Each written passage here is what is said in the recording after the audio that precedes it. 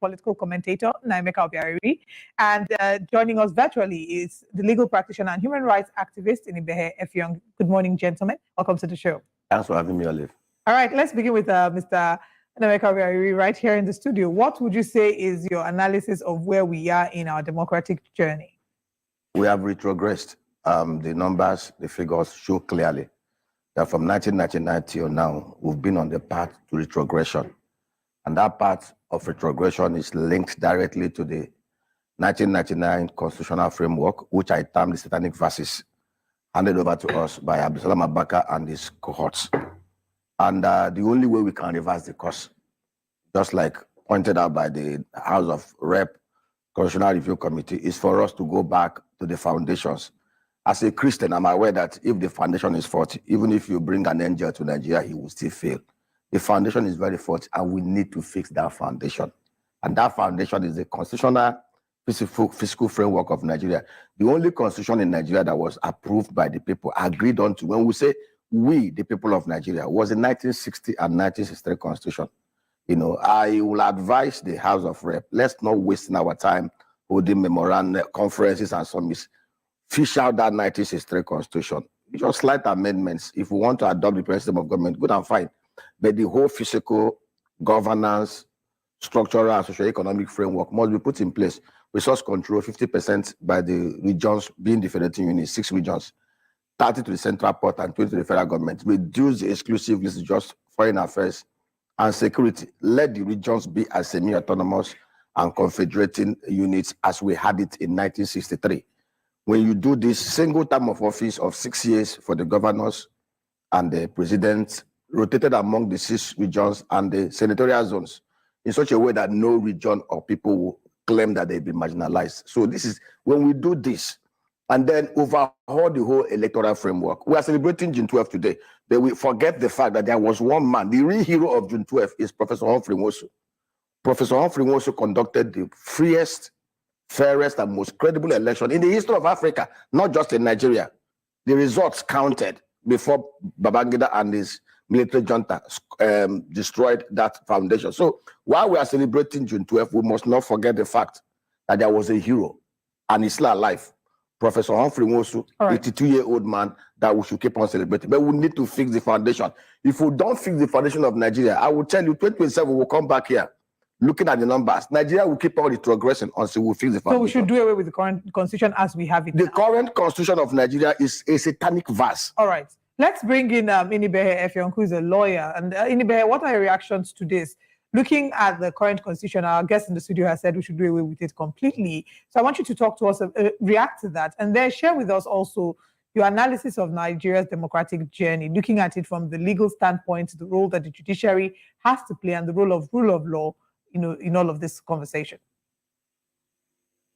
Good morning. Thank you for having me. I agree with what the last speaker has said substantially. Constitutional amendment in Nigeria is more or less a money-making venture for every session of the National Assembly. It has become some sort of ritual for them that when every National Assembly is inaugurated, they embark on this very elaborate and grandiose exercise called constitutional amendment. Every 4 years, every Senate president wants to spend public funds on constitutional amendment. So you begin to wonder what exactly the interest is. Why do we need to amend the Constitution every legislative cycle, every legislative term? It is because billions of public funds is voted for this purpose with little or no accountability. This is also an admission by Parliament that the current constitutional framework, the current document that we call the ground norm, is not working. So if you have realized that the 1999 Constitution is really, really defective and requires amendment, why not do it at once? Why not go to the foundation of the matter? Why do you have to come back every legislative cycle to embark on constitutional amendment? Don't be surprised in the next legislative cycle, if we have a new leadership in the National Assembly, or possibly the current leadership is maintained, we may still see another constitutional amendment exercise. So they just use this to make money. But that is not to ignore the fact that the 1999 Constitution needs to be reworked, needs to be amended substantially. But I don't really like the language of amendment, really. I would have preferred that we have a fresh and brand new Constitution. Whether we want to revert to the 1963 Constitution or whether we want to have a completely new Constitution with a new constitutional structure and framework for the country, that is a discussion that Nigerians should have, not these piecemeal legislative interventions here and there that we have been witnessing over the years. Now, in terms of democratic experiments since 1999, I think Nigeria has been an embarrassment to Africa. I think Nigeria has been a black spot on the global map. We haven't really behaved as a civilized society. We have not been able to fix our electoral process. We have not been able to fix our governance process. We have not been able to fix our institutions of government. We have not been able to show respect for human rights, respect for democratic principles. We are still behaving like a society that is under the yoke of military dictatorship. And look at the irony that yesterday, on June 11, you had the State Security Service, you had the police, and you even had some spokesperson in the presidency issuing statements threatening Nigerians not to exercise their right to protest, not to come out to express disapproval with the current terrible situation in the country. So you cannot be saying you are celebrating Democracy Day and then you are doing everything to sabotage democracy. So what we have are just plunderers. What we have is just a rent-seeking, fatalistic political establishment that would rather destroy and ruin the country than do the right thing. So I don't really think there is much for us to celebrate, really, because I personally am indifferent. I understand the president made a broadcast today. I don't know the last time I had time to listen to presidential broadcasts. If I don't have what to do with my time, I go and watch movies. I don't have time to listen to this repeated empty words that does not add anything to our country. Yeah.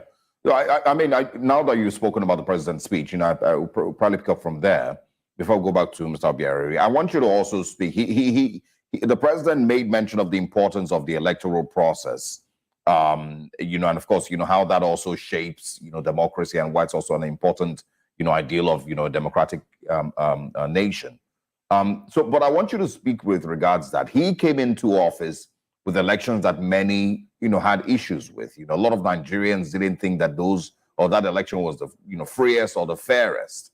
And so do you expect, that knowing that, and of course, him stating the importance of free, fair and credible elections, that president will then, with the speed that they used to change the national anthem, amongst other things, and the speed that they used to, of course, approve the Coastal Highway project, do you expect, that they would also maybe put in that same speed into making necessary adjustments to Nigeria's electoral process, maybe the Electoral Act, or at least to purify the process of, elections under President Tinubu?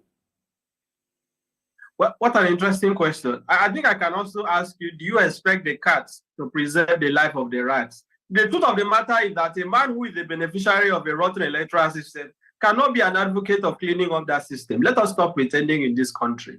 Tinubu is not going to advocate electoral reforms because historically, if you look at his antecedent as a politician, even from Lagos, I don't think he's the best person to advocate for electoral reform. 1 year has passed, right? If the president is committed to electoral reform, we saw what the late Yar'Adua did with all his flaws. When Yar'Adua came into office in 2007, he admitted that the election that brought him to office was flawed. And what did he do? He went ahead to empanel the Justice Mohammed West Electoral Reform Committee, right? And there was even some legislative bills that were introduced to reform our electoral system, the late Yar'Adua.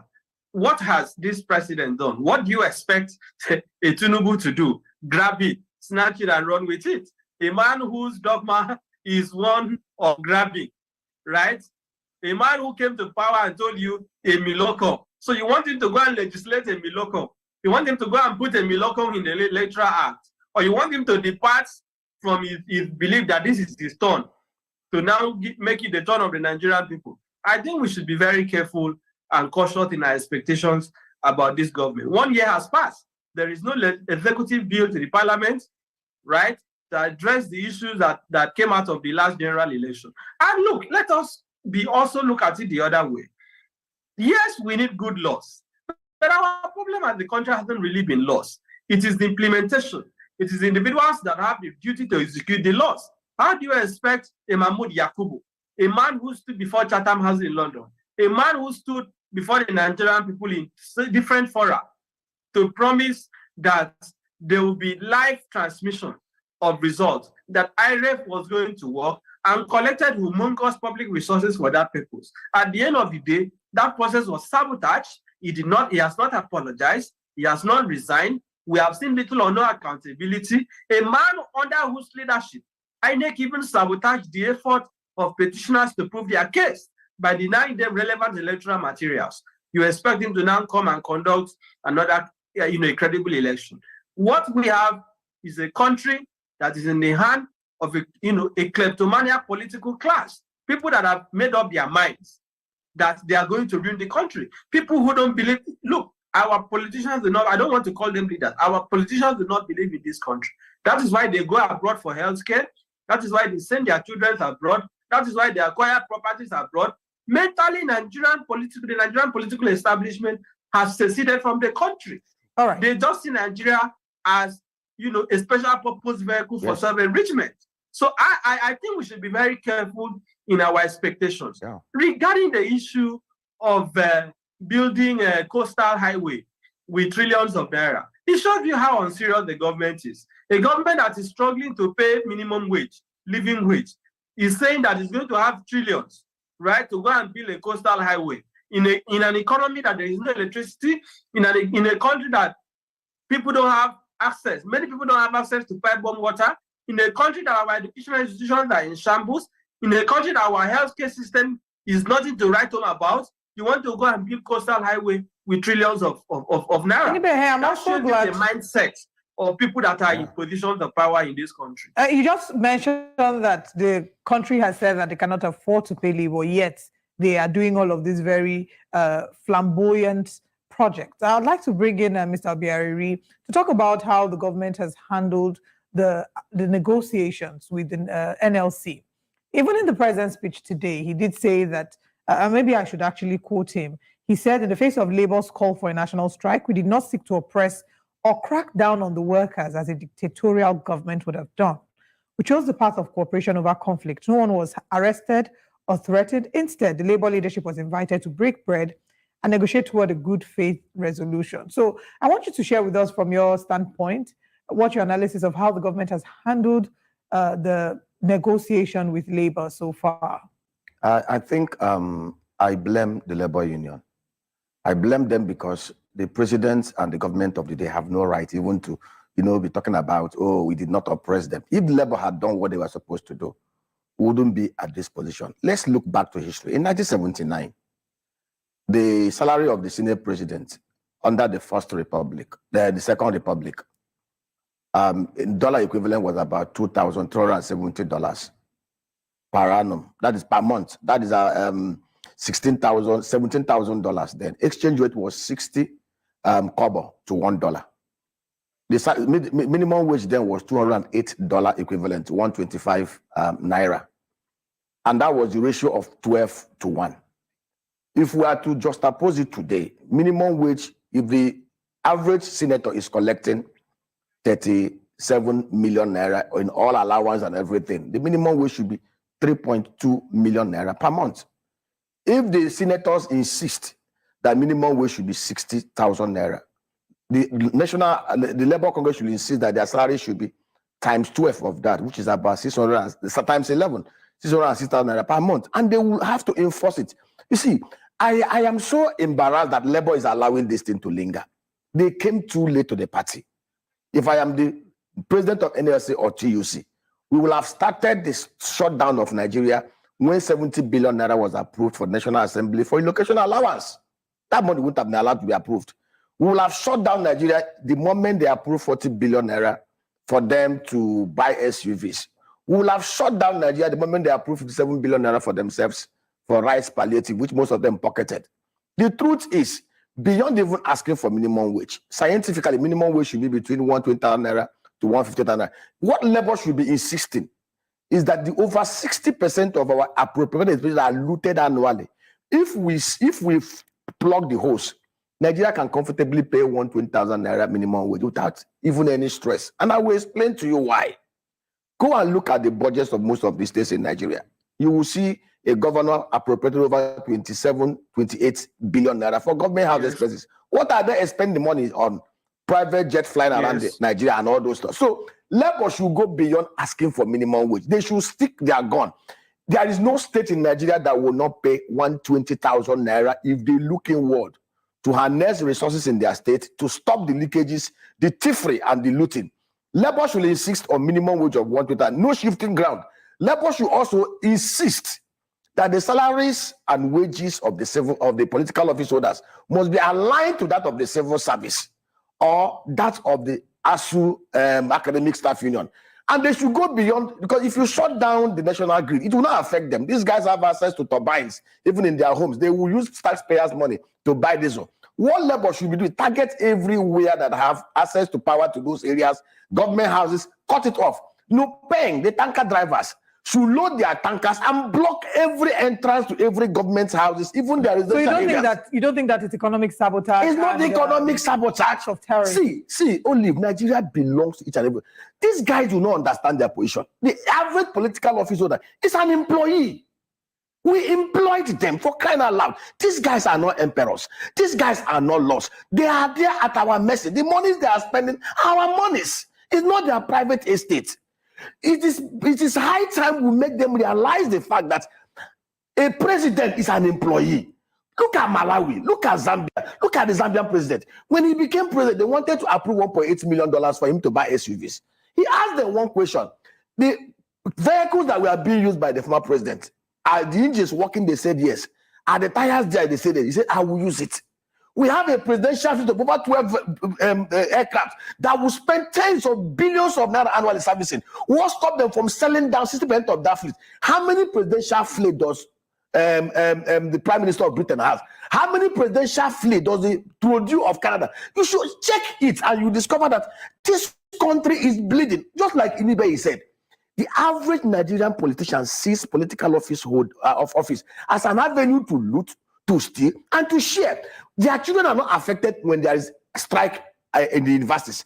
They are not affected when there is strike in the medical, because they've seceded from Nigeria mentally. They only see Nigeria as an avenue for them to loot and to steal and to shop. Labour should insist. See, it's an opportunity for Nigerians to actually rally around Labour. I've always blamed, but this time around, anyway, it's maybe I'm misplacing so much trust on Nigeria Labour Union and TUC. Beyond asking for minimum wage, they must insist that the salaries of the civil servants, of the political office holders, from Mr. President to the governors, must be aligned to that of the civil service. If the average professor in the university will not have an SUV, the governor should not have an SUV.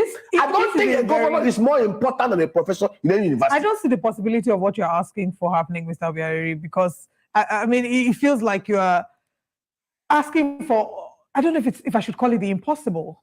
Olive is not impossible. You know, I tell us this. Religion has been one of the major problems of Nigeria. And I shout to anybody, God cannot come down from heaven to fix this land. We need to stand in the gap. I give you an example. Bible records in the time in Babylon, when a lot of people were abducted. Babylon destroyed Jerusalem. Professors were abducted. Clergymen were abducted. Scribes and the priests. But it took only 4 young men, Daniel, Shadrach, Meshach, and Abednego, to stand in the gap. In fact, it took 3. When everybody bowed to the wickedness in the land, and as many are bowing to the wickedness in this land, 3 of them said, we will not. For the first time, they called Nebuchadnezzar by his name. All Nebuchadnezzar will not do this. It's against our faith. It's against our belief. As even when they were being thrown into the furnace, they said, if we perish, we perish, but we will not bow. It was after they were thrown into the furnace that the 4th man appeared. The fourth man cannot appear in Nigeria until we stand up against this guy. Let me tell you, these guys cannot change. They will never change until there is a turnaround in the mentality and understanding of the average Nigerian. When many of us come to understand that these guys are employees, I don't see the president or the governor or any of them as superior to me or any Nigerian. Yeah. They are there at our mercy. And the moment they begin to realize this, all of them will bow and understand the power of the people. All right, Inibehe here, we have about 3 minutes before we go on a break, but I want you to quickly share your thoughts on some of the things Mr. Obiareri has said. Do you agree, on the steps that Labour should take? Do you also think that Labour is failing to be able to convey its message properly to Nigerians in order to get the support that it needs to make these, changes, or, even protest enough, in defense of the Nigerian people? Have they failed to convey their message well enough? And where is the civic society or civil society? It doesn't seem to exist anymore. And it's one of the things that you would expect to have in a proper democracy, the presence of a fully functional civil society. So, Inibehe, quickly, we have about 3 minutes. We'll go on a break, but you can start, your response.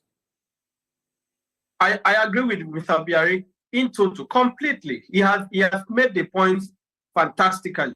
The truth of the matter is that the Nigerian Labour Congress and the TUC, they haven't really done much to inspire the confidence of the Nigerian people. We have seen attempts at industrial action. We have seen attempts at holding the government accountable. And just when you think they are going to be serious, they throw in the towel. Look at even the contradictions in the way they are handling the current agitation. They have said they were giving initially they said they were relaxing the strike, which is actually, an interesting terminology. They said they were not suspending. They were relaxing the action for a few days, about a week, to enable the government to discuss and to enable the tripartite committee to come up with resolutions. At the end of the day, the government and the private sector said 62,000. Labour said 250,000. They are now submitting it to the president to take a decision.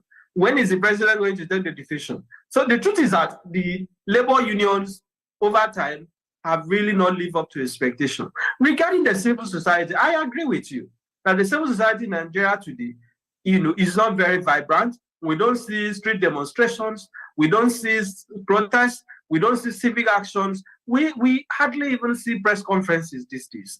So I think that is where some of us must also take some level of blame for how the civic space, has some sort of been conquered. But let us not deceive ourselves. The government from the Buhari regime have done everything to bastardize, to organize, and to render ineffective the Nigerian civil society. Protest has been clamped down on protests. People have been tagged. Recall the what happened during the NSAS, the shooting at the toll gates. You did no accountability. Citizens are killed at random. Carry placard. So I agree that a lot has to be done to hold this government accountable. All right.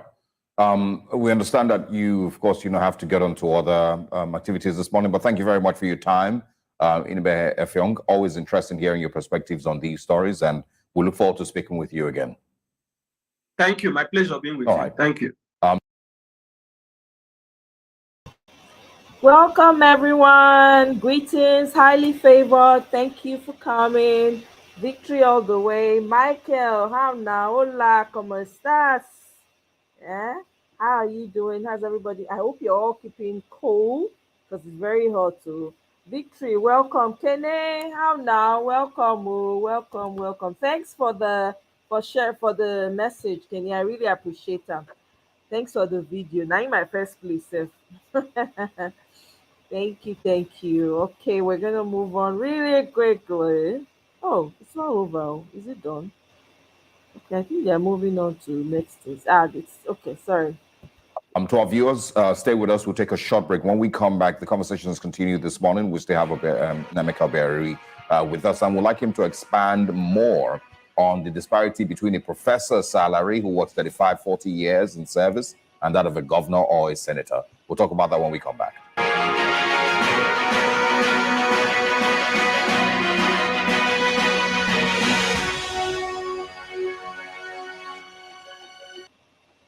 If you were born before 1971, you must see this. The digital dollar is here, and if you're not prepared, you could lose your IRA and 401k. The mainstream media has reported.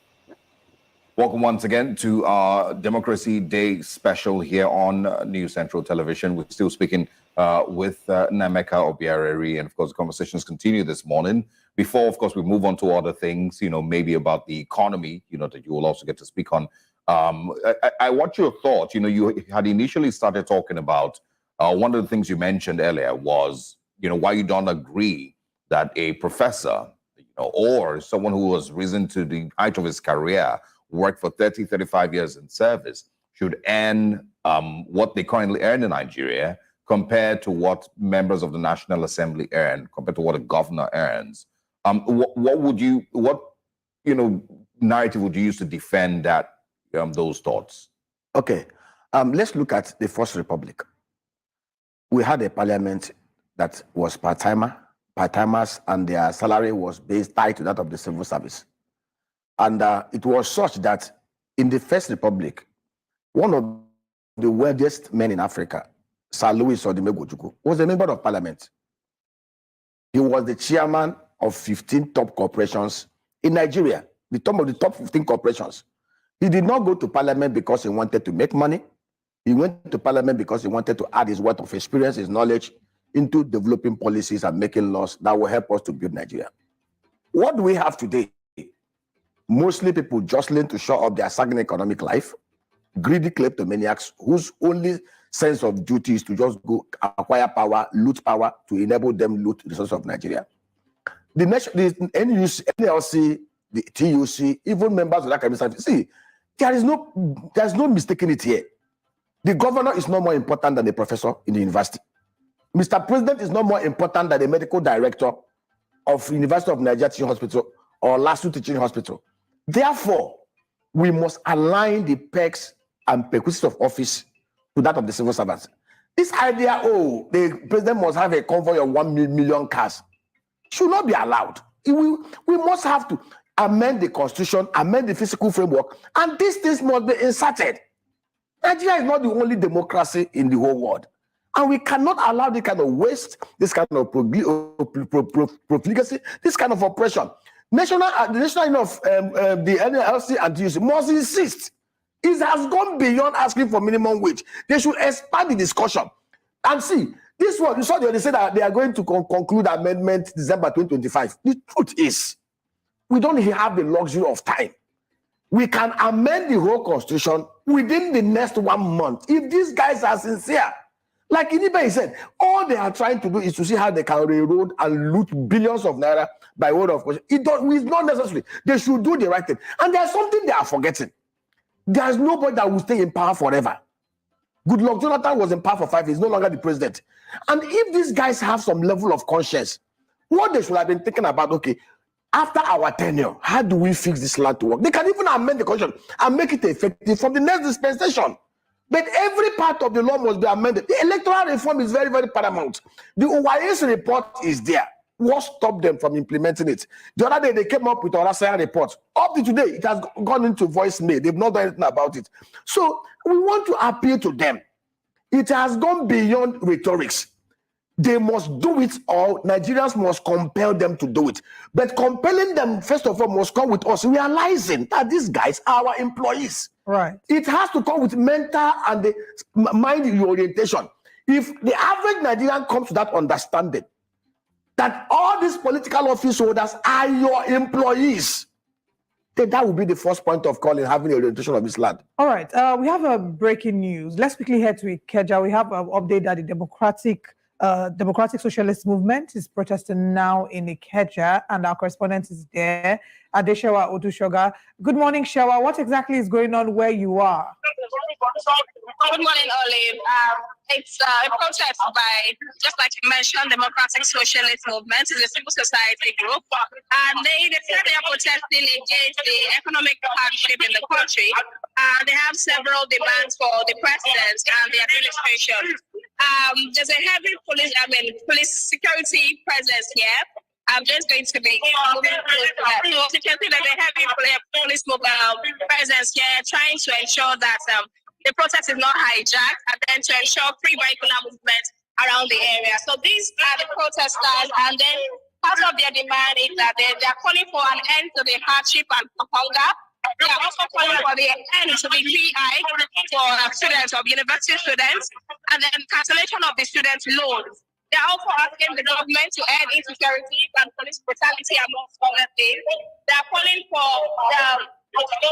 that journalists and also political activists who have been detained in the past be released immediately.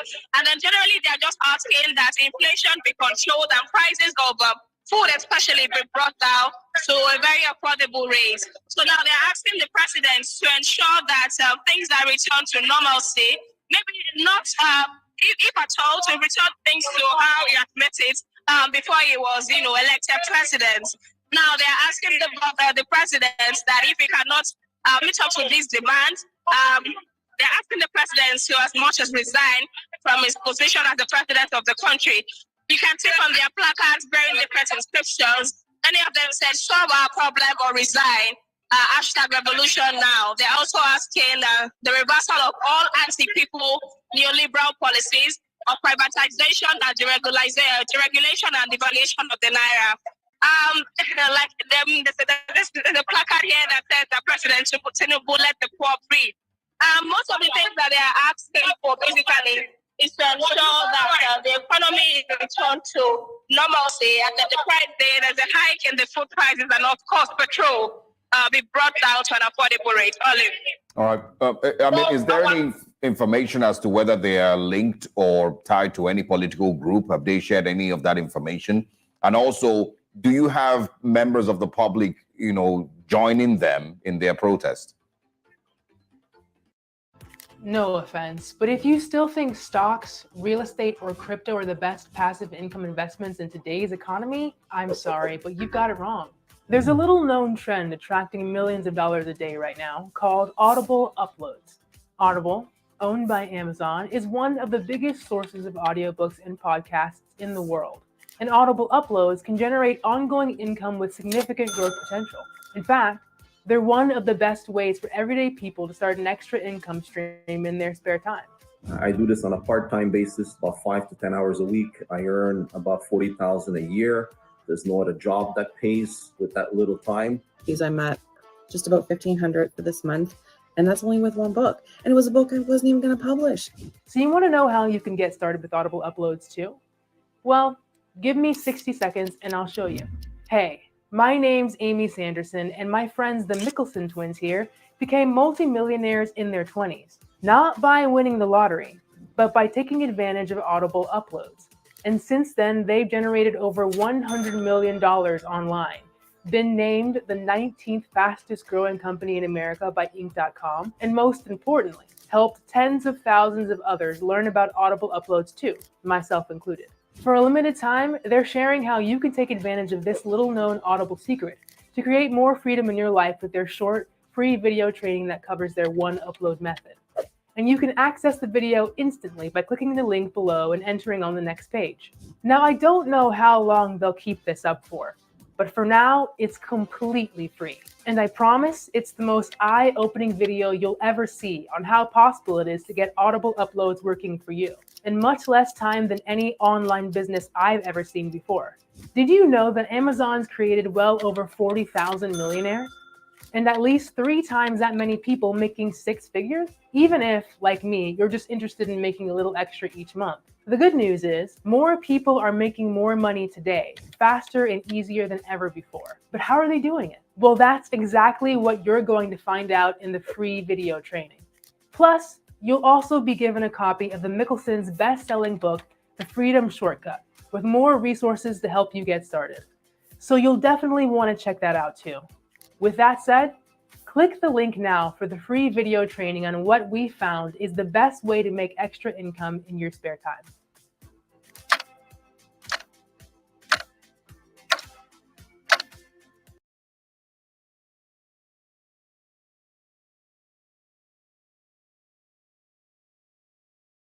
This is the reason why I've canceled my doorbell camera subscription. This brand new subscription-free mini Wi-Fi camera provides more security features than traditional doorbell systems without ever having to pay for expensive installation or monthly fees. Yes, definitely. When they started, it was basically just the members of the civil society group. But as soon as the protest started, they started to draw attention, and then people, the general public, started to, join them gradually as soon as the protest started. We see some of them, agitating and screaming out of their voices and saying that the president must, as well as bring the prices of food down, especially gas, which used to mean the food for the poor. And they're saying that their children are stopped going to schools because school fees have become, there's a hike in school fees. And a lot of them are asking that I hope they would not be arrested. Some of them are deterred by the heavy presence of security. But a lot of them are not, the presence is not stopping them in any way. Some of them are since joined the protest. If you look from this angle where you have pressmen, there are some people, onlookers, who are also, asking if you can join the protest. There are some of them, at the other side of the road, filming, and while some of them are giving comments as to how this protest should have started long before now and not wait till Democracy Day. All right, Adeshawa, thank you so much for bringing us that update. As soon as we have more information, we'd definitely like to have you again. Do stay safe and talk soon. All right, we, of course, will be speaking with Nnaemeka Obiareri, and let's talk about what we've just heard. There's a protest going on there. They're asking for a number of things, but I'd like us, you heard all the things they're asking for. They're protesting about regarding the student loans, the increase in cost of living. There's a lot that they're looking at. So talk to me about, or to us about the importance of civil organizations, the strength that they have, or the strength that they wield when they go on protest, and really, is the government listening to these calls? Olive, I think we also have to be very careful about controlled rallies and controlled protests. There is something I've seen in Nigeria most recently. Even the government of the day sometimes sponsor some of these guys under a controlled arrangement. Let there be some semblance of, protest not getting out of hand. Like you saw what is happening here. We have over hundreds of policemen trying to control protests. When we have insecurity, pockets of insecurity across Nigeria, where they're supposed to be controlling the insurgency and all those stuff. Now, look at their demand. And we must also understand that it's just not the president. We have 36 governors. We have 774 local government chairmen who receives 48% of allocation from the federation account. Beyond Mr. President, the governors also have roles to play. Local government chairman has roles to play. And the issues they've listed, bringing down inflation, cost of living, inflation, insecurity, is a holistic thing. And we must, and everything also points down to the foundation. There's no magic wand that Mr. President or anybody can wield if we don't tackle the roots from the foundations. And that rot, I'll give you an example. How did we get to this point? The two policies pronouncement, the removal of subsidy and the margin of the multiple exchange rates will have worked if the operatives within the system have done their own part. I'll give you an example. The law of demand and supply simply says when supply is more than demand, prices will come down. When demand far outstrips supply, prices will go up. If you look at the foreign exchange market, between 1999 to 2015, under Obasanjo, Yar'Adua, and Jonathan, Naira lost only 111 Naira to $1, from 88 Naira in 1999 to 124.99 Naira under Jonathan. Why? Because we had huge inflow of our crude oil revenues coming in, which accounts for almost 85-90% of our foreign exchange earnings. But under Buhari, our crude oil output depleted. In fact, in 2010, there was even a time we did 2.8 million barrels a day. And what would have expected a man that tagged himself Mr. Integrity, not corrupt and everything, would have moved the ante up from 2.5 million to 3.5 million barrels a day. But under Buhari, our output disappeared. Yeah. Between 1999 to 2009, our daily consumption of PMS was less than 28 million liters a day. And that was when we had 4 million middle class who earned over $120,000 per annum in this Nigeria. Yet we were only consuming 28 million liters a day. at a time when the economic position of Nigerians have so depleted, purchasing power reduced. Under Mike Antibaru and Buhari, going forward, we saw the consumption numbers going up from 58 million to 66 million, and these are criminal Ponzi games. You saw NNPC lamely denying that there was no Ponzi games here. Under Buhari and Obasanjo, you know the thing that shocked me? I expected a President Tinubu who was an oil and gas. He was a treasurer of Mobile. The first thing he would have done before he even talked about removing fuel subsidy and all that was to have cleared the stable. Buhari brought in tanker worms who not only depleted our crude oil output, but increased humongous consumption, Ponzi consumption. Because if you saw it, they spent $16 trillion, $34 billion on subsidy that was not there. And Nigerians were seeing these things. We knew the level of kleptomania under Buhari was out of this world. What would have expected Tinubu as president? First of all, to have removed the leadership at NNPC and NMDPRA and brought in people who are honest, who are sincere, who are competent. If we had been producing crude oil to the level it was when Buhari became president, at the current market price, dollar to naira would have been at 150 naira to $1. But it never happened. If we have removed the current security architecture and overhauled it based on creative recommendations that we prefer to them, today, all the amount of Buhari, we had only insecurity in Northeast. Buhari came in after spending and squandering 27 billion. He ended up sharing insecurity across Nigeria. When he became, there was no insecurity in Northwest. Northwest and the South, it was the most peaceful regions in Nigeria when Buhari became president. Right. Today, Katsina State had become the headquarters of banditry. Yeah, I don't think there's still dozens being killed. So for us to fix this thing, we need to amend the constitution, and then the immediate step, clear out the bunch of incompetent people that you had in the oil and gas sector. Overhaul the security architecture of Nigeria to allow Nigerians go to work. Today, we produce only 30% of what we consume. And we can produce 200% of what we consume. Right, we can only do it when there's security. There's so much. This conversation can go on for days or even weeks. We, of course, would like to hear what Nigerians are saying, from different parts of Lagos on celebrating Democracy Day. Nnaemeka Obiareri, thank you very much for stopping by. Thank you for your time. Thanks for this interesting speaking. Thank you very much.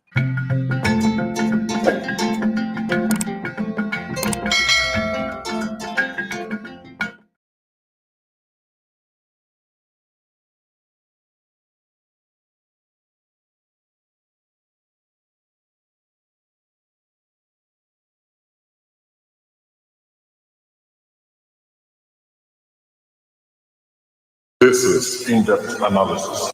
I have been part of a committee that investigated the atrocities of the Boko Haram. And that committee indicted the military more than anything else. There is no house in Borno that the military has not plundered. There is no house in Borno. There has been committee after committee set up by the government. And the government has failed to bring these people to book. In fact, this current leadership of the military in Nigeria today are an extension of that one. And this government has failed to even acknowledge the reports of those investigations. We all know today that in this government, papers have been given, investigations have been made into the atrocities and the corruption in the military. We all know today that the Air Force, the papers or the investigation of the Air Force has been made public. That of the Navy has been made public. But that of the Army has been swept under the carpet by this government. Because they are not only sustaining it, they are not only retaining those culprits, but they are still serving in various capacities in this government, of a government that is supposed to be fighting corruption more than any other place, or more than any other thing.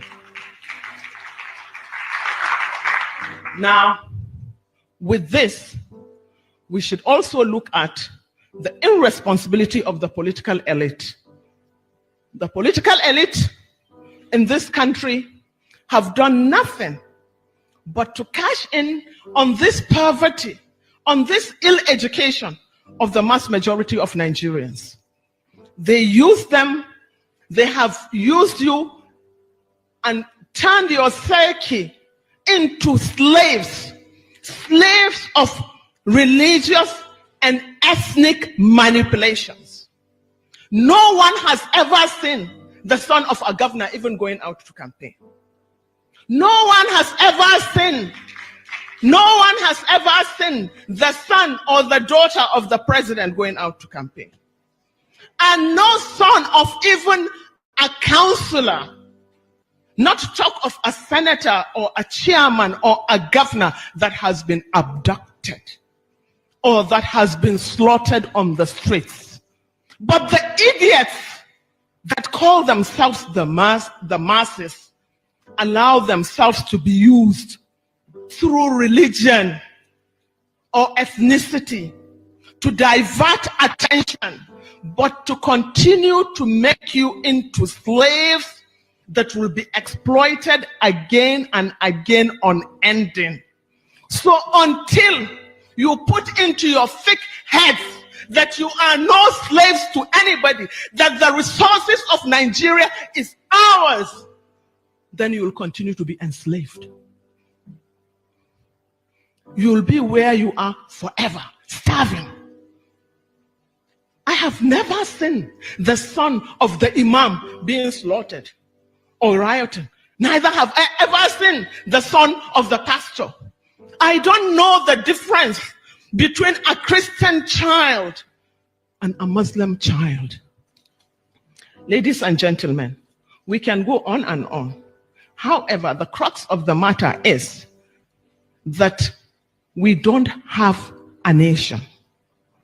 As it is, we don't have a country. Because the primary responsibility of every government, that which gives legitimacy to any government, is to secure the territorial integrity of that nation and to provide security for lives and property, and to give us an enabling environment to live and to sustain our lives without hindrance, without fear of being kidnapped or being killed or being assassinated. That is the primary responsibility of any government. Any government that fails to do this lacks legitimacy to govern and lacks and should be said to have failed, woefully failed. It is left to Nigerians now to decide, to wake up and say, have I been given what is duly mine? Have you received it? Or are you still parasites? Are you still slaves in your mentalities? You have to be able to think. As for our military, we are demanding a thorough overhaul of this military. Anything short of this is a cahoot. Anything short of this is, to say the least, the government is a beneficiary. The people in government are benefiting. For so long as you see crime within the prism of tribe or religion, you are part and parcel of the problem. Because you are perpetuating it, you are not looking for solutions. And what does it matter?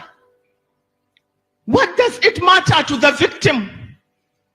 Does it make any difference to the victims of Mambila, Benue, or Zamfara, under which government they were killed? The dead is dead. The orphan is orphaned. Does it matter who made it happen or who allowed it to happen? So, ladies and gentlemen, I can't say much because I did not even prepare a paper. You have to forgive me. But we all have a responsibility, not only to ourselves, but to our children. Anybody, I have said, who sits on the fence without saying anything or doing anything is either a coward or a hypocrite, or both. So the choice is yours. I'm not a coward, I'm not a hypocrite. I'm a fighter. Fight along with us.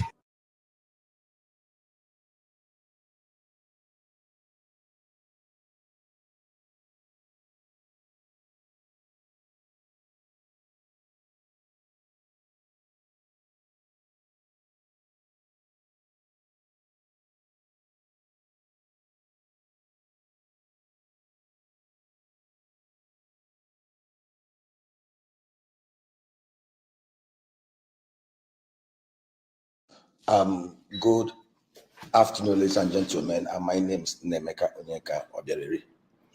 Sincerely, until we develop the political will to slay insecurity and tackle corruption headlong, every other thing we are doing to fix Nigeria amounts to nothing but political rah-rah-rahness. What we lack in Nigeria today is the political will by the leaders of Nigeria, the rulers of Nigeria, to slay insecurity and to tackle corruption headlong. And the truth is, the only way out for this country is for us to work so hard to elect, to appoint men and women into positions of authority and power. Men with the sincerity, men with compassion, men with empathy, men with competence, men with skills, men with knowledge, men with that patriotic zeal and passionate creativity to tackle insecurity headlong and to fight corruption without fear, let or hindrance. I listened to the Zamfara State Governor on Channels TV yesterday and I wept. I wept so sorely. The man was very emphatic, very educated, very enlightened. Zamfara State is the headquarters of banditry, insurgency, and kidnapping in the Northwest. Remember, before 2015, the Northwest and the Southeast of Nigeria were the safest and the most secure region. Buhari happened to Nigeria. $28 billion wasted. Today, every part of Nigeria is insecure. I listened to the guy, and the guy was very emphatic. The same thing in the Southeast. The guy said insecurity in the Northwest, Zamfara is the headquarters. It is from Zamfara that every other insecurity in the Northwest takes off. It's something in the Southeast. Imo State is the center and epicenter of insecurity in the Southeast. It is from Imo State that Anambra is attacked, Abia is attacked, every other part of the Southeast. And we have governors. This guy stated it was very clear that the bandits, they know where they live. They practically live across the whole 14 local government areas in Zamfara State. The authorities know where they live. They negotiate with them. And the guy said, if we had political will, in 2 weeks, those bandits will be flushed out. What are you negotiating with criminals? Negotiating with them, giving them money, is only empowering them to go and buy more guns, to kill their own people. Zamfara is homogeneous. It's a very homogeneous state. The Northwest is mostly homogeneous. The same thing with the Southeast. And that simply means that to tackle insecurity in those places, we must have to restructure the whole security architecture of Nigeria to allow the indigenous people take absolute control of their own security. The governor was very emphatic. DSS does not report to him. Police does not report to him. Army does not report to him. They don't even answer to him. And the guy was there. And that comes to the issue of restructuring the security architecture of Nigeria. We've come up with suggestions on how these things will happen. Zamfara has 14 local government areas. Now imagine, the guy already has his own indigenous security outfit, but they are not properly equipped like the army. They don't have the capacity. Now, close your eyes and imagine.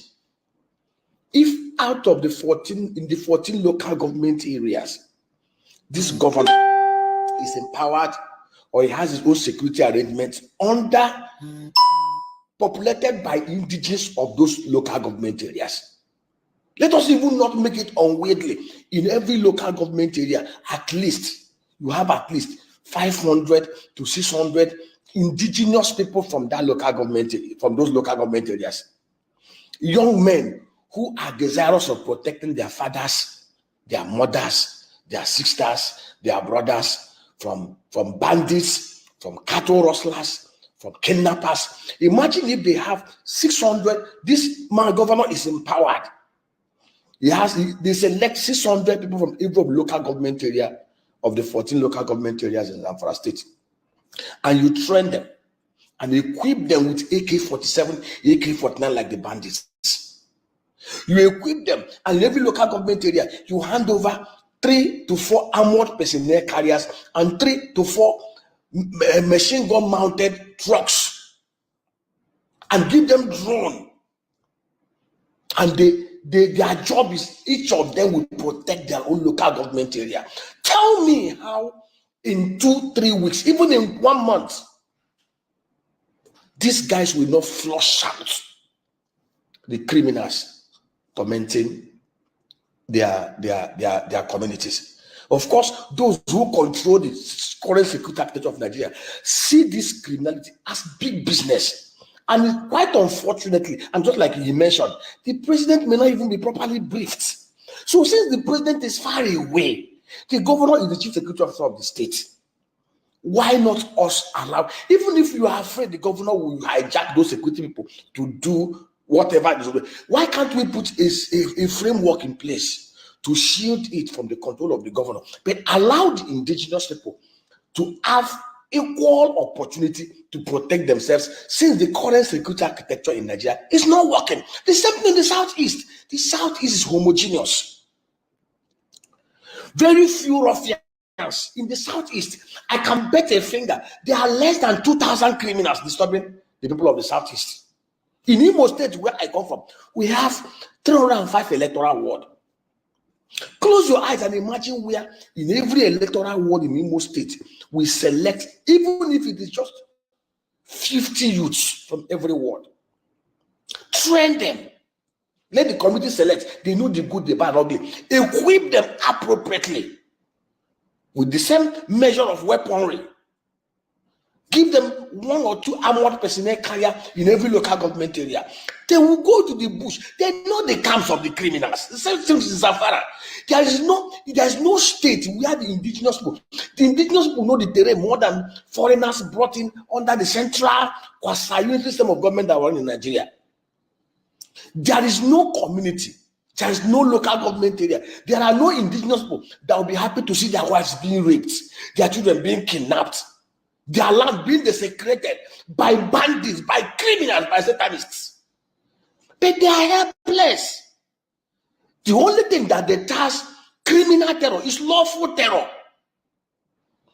Today, why no criminal will go to China and be doing all manner of nonsense that you know? Because if you do it, you're gone.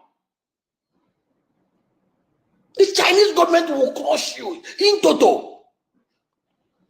On the issue of corruption, we are playing games. Here in this same country, a former governor transferred $836,000, allegedly transferred it to pay school fees for his children. The school acknowledged it and returned almost 90% of that money to EFCC with a letter of apology. This is a crystal clear evidence that the governor stole. And it's even alleged that he took 82 billion. He has no immunity. Till today, Yaya Bello is still working free. EFCC has been chasing him. And he's being protected by the same system. And we say we are fighting. How can we build a country like this? That day, I read the presentation of one of the zonal directors of EFCC, one FR, and the guy was full. You could see frustration. These guys want to do their job. These guys, but they are practically handicapped. You cannot say you have EFCC that will fight corruption. Then you tie their hands. The school acknowledged this former governor dipped his hand into the school treasury and paid school fees, $836,000, almost more than $1 billion school fees for his children from state treasury.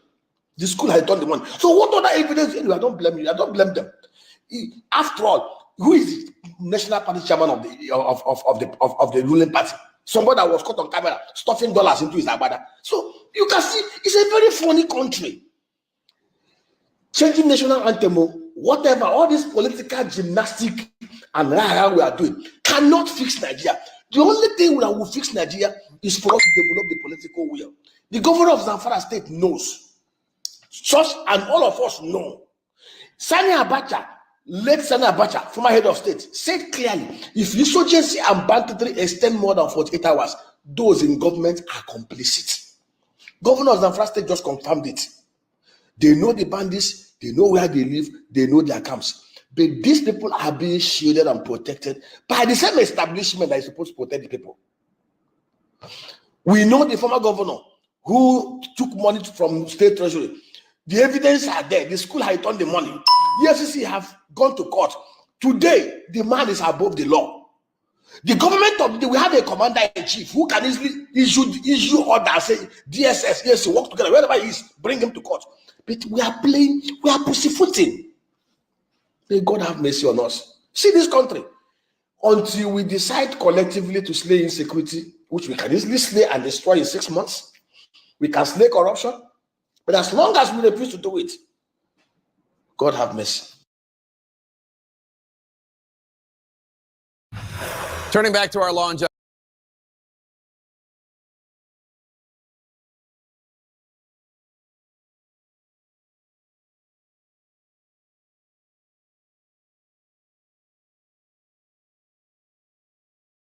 It's always a delight to bring you some updates as it is hot for inside Nigeria. My name is Precious and welcome to Updates with Precious.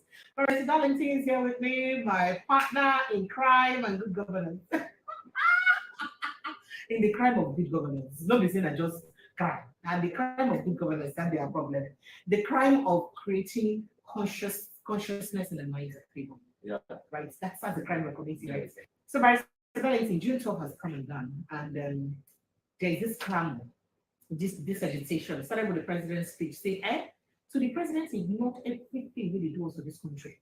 He won't talk about the hunger where they land. What thing then they do to make sure, say, them push down inflation so that people will feel afford food to buy. He don't talk about, give us timeline. Say, oh, more than one between now and so time, when I'm going to see changes to this food side or inflation side. You don't talk about insecurity. As we speak, so many people are still dying. Farmers cannot access their funds. Bandits are still collecting taxes from farmers. Even the governor of Zamfara State came out the other day and said that he knows where these bandits are, but that he's powerless because now the military, he don't get the power to command military to do the thing. And so it can't be like say they don't get, military don't get the political will to chase these people out. Wait till they go on. And there was a horrific video I saw the other day of some people speaking a certain language and killing a man. And of course, it's the northern part of Nigeria. So you could just wonder with all these things really happen.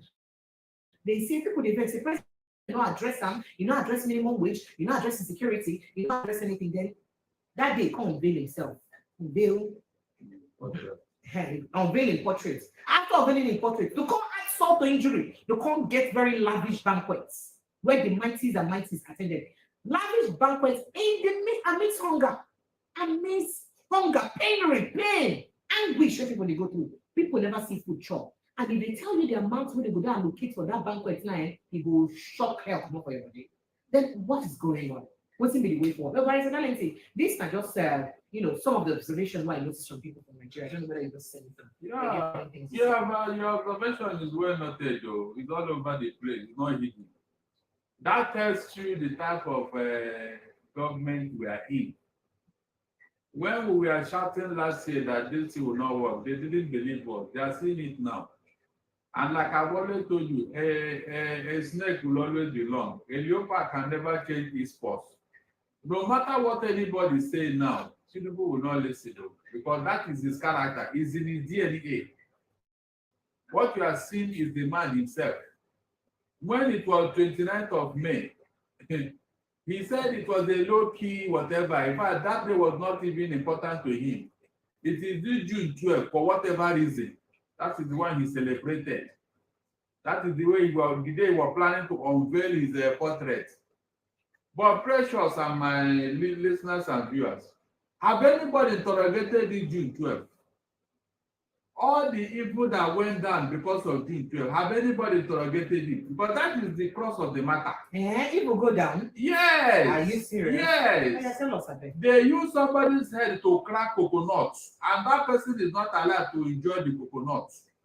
That's why it is said that if you allow yourself to be used as to crack coconut, you will not partake in eating it. Abiola was literally sacrificed on June 12 because this man, they told him this man would have saved himself, but Nadeko told him, don't agree the conditional bail given to you by Abacha. Meanwhile, all of them have taken Nadeko route to escape from Nigeria. This man would have accepted that condition and go outside and treat himself. It's even when you are alive that you'll be talking of your mandate. They told him, don't agree. Don't agree. If you die, Nigeria will burn, will destroy Nigeria, will do this. And with it, Abiola, for whatever reason, believe what he was being told, that his people will fight for him. Not knowing that some people were, oh my God, my people paid for lack of knowledge. If only Abiola knew. They wanted him out of the way to clear the way for their own ambition, their own political ambition. That was what happened. They told him not to accept the conditional whatever Abacha wants to give him. How can a son be a slave? How can he be a slave in your father's land? How can a son be this and that? They were using to deceive Abiola, who would have gone abroad like them to save his life. Now, they made sure he died. And all of them, every June 12, they come and be dancing and celebrating. Is that not deceit of the highest order? After the matter, what did they do? All of them started filing before Abacha. They were even bringing names that Abacha will give a job as ministers, as whatever. All of them. Precious, we saw this in doing the Puta panel. And Mustafa, the CSO of Abacha, he told us what happened. He even said he recorded it. That if we were to see the video of those who came before Abacha kneeling down telling him, don't allow our Abiola to become the president. And most of them are from the southwest. That's it, the Yoruba. Yes! So that means some of the Yoruba brothers worked. They betrayed him, not betrayed him. Oh my God. They betrayed him. They betrayed Abiola. And Mustafa is still alive. Let them compromise. He said that the two Ghana must go back filled with a tape, video tape of what happened in Asoro. And he saw all the names. That if you should release that video, that Nigeria will catch fire. Immediately he said, what's his name? Abdul Salami went to that, collected those two Ghana must go back. And that today, nobody have heard anything about it. This high-speed, portable, instant Wi-Fi hotspot provides a wider range of coverage than standard internet. What does that tell you? Precious. That is an interim head of state, Abdulsalami Abubakar. Yes. So, Mustafa collect those states. Yes, collected it. Mustafa said, do not put a panel. It was said that today, the thing for day for cloud. What are you telling me? We don't back up. What are you telling me? That is the secret of June 12 that nobody has been able to. And unfortunately, these people that claim that they are what is it called now? Democracy fighters. They are the ones behind that Abiola. They are the ones. That man would have been alive today. And they know that if Abiola were to be alive, their political ambition will not materialize. Pressure, that was what was going on. That was what was going on. Unknown to most Nigerians. So are you saying that his brothers from Yoruba land used him, sacrificed him for their own political ambition? It is a fact. Precious, it is a fact. Even his own brother, his own Yoruba man, was inside the Kudirat Abiola's house. He was the one telling Rogers, Abacha's henchmen, the movement of Abiola's wife. It was their own brother, the Yoruba man, inside her own household. Inside that, he was telling them, can you just imagine? And to every June 12, they will come up and be dancing June 12, as if they meant it. Precious, there are people, God, in fact, Satan will not forgive them for what they have done. I'm not joking. There are people Satan will never forgive. Abiola would have been alive today like the rest, most of them. That's why when I look out at them speaking from both sides of that, we laugh and say, so this is human being. This is human being in their true color. They sacrifice that man for their own selfish interest. If not, why is it that all the things they promised Abacha they would do when he died? Why didn't they do any of them? All of them went cold immediately the man died and started going to Abacha to go and collect their appointment, collect whatever. So you mean say a lot of them, a lot of people for the Ladakhi, they promise Abiola say, if anything happened to them, say they will do this. I said that was what they promised. That's what they did. Now died, nothing happened. Nothing. That was what they forced him to go and the same democracy fighters. Yes, that was why Abiola went to go and declare a Electoral declaration. They told him he was acting on his own. They were telling you go and do this, go and do that. Meanwhile, they were scheming. They were scheming for him to enter into Abacha's dragnet, so that Abacha will eliminate him. So they push him, making the vex. Make him go down. Annoy Abacha, so that Abacha go kill him. Exactly. Then make them they come. Exactly. It's on record. This one is correct accusation. I said don't put a panel. I must have didn't I mention them here? These are the people you are dealing with. Nobody. Nothing in Abiola's nothing. Every day, June 12, every June 12, they will come. I said, so this is how human beings are. This is human beings in their true color. Okay, you said the June 12, Abiola won an election. Oh yeah, man, make him the president of Nigeria. Let his picture be in Azoro. Let them get now. If you are truly, because it's the same people who were fighting Nadeko. Precious, are you not aware that Nadeko in the US are so angry now that they are telling the US government to probe one of their own for his activities, even while he was fighting with them as a Nadeko district, Nadeko chieftain? Go and check. So when people are fighting and telling you they are human rights fighters, they are fighting for their own selfish interests. The only human rights fighter can appreciate and they celebrate in Africa is Mandela. But the President Bola Ahmed Tinubu yesterday during his speech, he chronicled the names of people there. No, hold on. Any name they are going to call that hopefully also is not there, forget it. Precious, any name anybody will call as those who fought for democracy, if Humphrey Nwosu is not there, that name is null and void as far as I'm concerned. It was that man who risked his life to tell the whole world that Abiola won that election. And you mean if Nwosu did not do what he did as an Igbo man, if he had played the role this INEC chairman is playing today, nobody would have had it now. All he needed is to listen to Babangida. They will turn the result of that and announce Tofa as the winner of that election. Will you say any other thing? No, will you utter a word? If Nwosu had told the whole world that Tofa won that election, will anybody be celebrating June 12th and be talking whatever by now? Answer me. No. Why can't you remember such a man? Why can't you? Because he's an Igbo man. Thank God the man has written a book where he chronicled everything that happened on June 12th.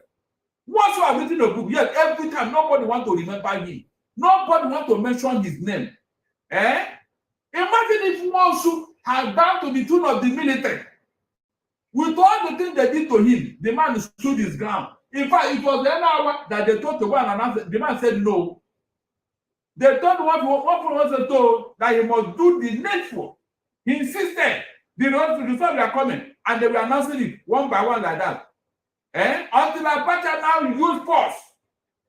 By that time, Abiola had gotten two-thirds of the states. It was an Igbo man. He would have compromised from the beginning, collect money from the military, obtain the result, and tell you that Tofa won. What would you do? Just like they told us during this last election. What would you do? Hold on. The only reason why Tinubu is there today is not because INEC chairman announced the result. Fine now. That was it.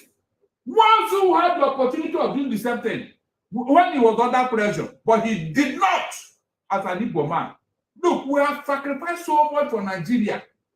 We have nobody wants to recognize. That is what is paining me. People who have been so patriotic, doing the right thing so that Nigeria can move forward, you don't recognize them. How can you not recognize that man's name? Humphrey Nwosu, who played a major role. What are you telling me? You don't appreciate what somebody has done until they now ask you to go and do it. Now that Yakubu, what's it called now? The other chairman, you can compare notes now. You can compare notes. Look at the election he did for us, and look at the one Prof. Wosu did. Who is more patriotic here? That you not recognize him. Who is not more patriotic? He did that without thinking where the man will come. He's not even an Igbo man. He's a Yoruba man. Yet he said, no, this must not happen. This man will stuck out his neck before the military. Yet he has been relegated to the background of history. Can you imagine? You are talking of June 12, you not mention Humphrey Wosu. For what? Nigeria, for what? Is that how to hate somebody? Even when you have done so much, you still hate him. Eh? If not for that man, nobody will be talking of June 12 now. It would have been history. Because Topper would have taken over as the president, and there's nothing you can do. But this man made the whole world to know what happened. Yet you relegated him to the background. And you claim that God will forgive you, all of you. It's not possible, no. Once you, whether they like it or not, God will reward you for what you have done for Nigeria. It is you. Whatever June 12 they are celebrating, it is Professor Wosu that made it possible. If you don't recognize him, God will recognize him. What are you telling me? Okay, look at it. The very woman, Justice Inibehe, who annulled that election by 12 midnight on that day. Where is the woman now? She died a miserable death. In fact, the sickness that killed him, medical science said that they don't know the type of sickness that killed that woman. When she was brought to their village, everybody ran away. When her corpse was brought to their village, people ran away. It was elders that gathered to make inquiries. And when they discovered that nobody wanted to say it, Justice Inibehe, who annulled that Abiola election, she died a very shameful and miserable death. What are you telling me? So when you are celebrating without one, you are making a very big mistake. It is very, very bad. I am telling you, pressure. We have been sacrificing a lot. One of the reasons why the Civil War was fought, because Ojukwu insisted that Brigadier Ogundibe must take over. When Aguiyi was nowhere to be found. When Danjuma and his fellow travelers went to go and kill him, Ojukwu said, Ogundibe, who was the second in command, must take over before he can listen to anybody. That's what he said, an Igbo man. Nobody recognized all these things. For what?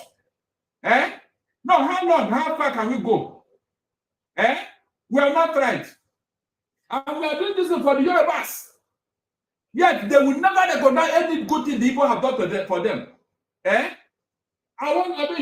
Civic won one election here in the Southwest to be the leader of the Southwest. What did Awolowo do? He started the tribal politics. He started tribal politics to deny Civic the election he won in the Southwest. Look at that. Nobody talks about this thing. Everything Igbo man, everything Igbo man. What else do you want us to do for Nigeria that we have not done? Mention it. We have sacrificed everything. We have been more patriotic than any other tribe in this country. No other tribe has been more patriotic than an Igbo man. Yet you don't want to recognize it.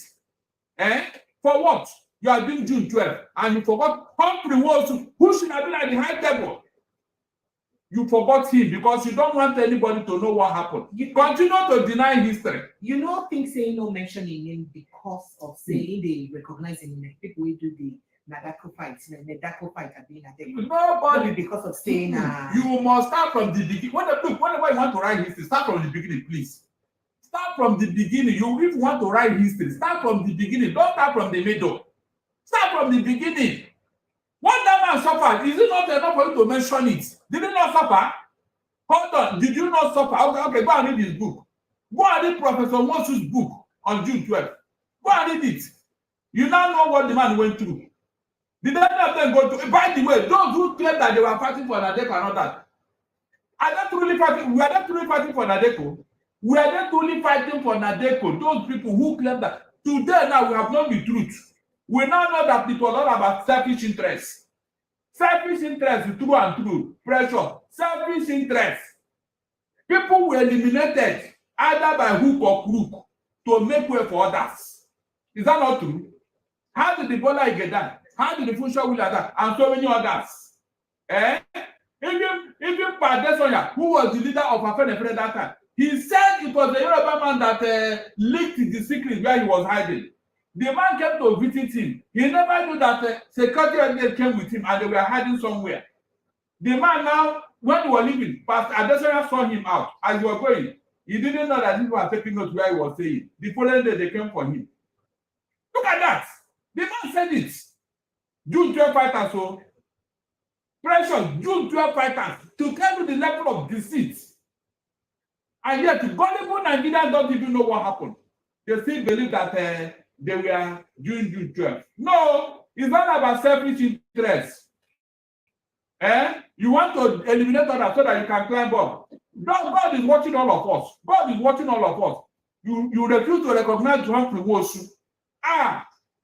God will not. In fact, I told you here, there are people Satan cannot forgive because of what they have done. It's uncalled for. No mention, nothing in the paper, nothing. Can you imagine? This one we are suffering today. Was it not an chairman who caused it? If we want to have done the same thing, will we be talking about June 12 today? The answer is no. Tofa would have become the president, and there's nothing you can do. Humphrey wants to have the opportunity to announce Tofa as the president of Nigeria during that election, and there's nothing you can do. You only make noise. Yet he insisted. He insisted. He brought out the correct result. But here, did they give you the correct result? The answer is no. So let me tell you the Igbo man, how he behaved, how he hates info. He will never compromise. Thank you. Thank you, Barrister Darlington. Well, on another year, this is the undiluted history from Barrister Darlington. If you did within that period, and perhaps you just go to read more so that you understand fully putting it up. It already give you some books to read.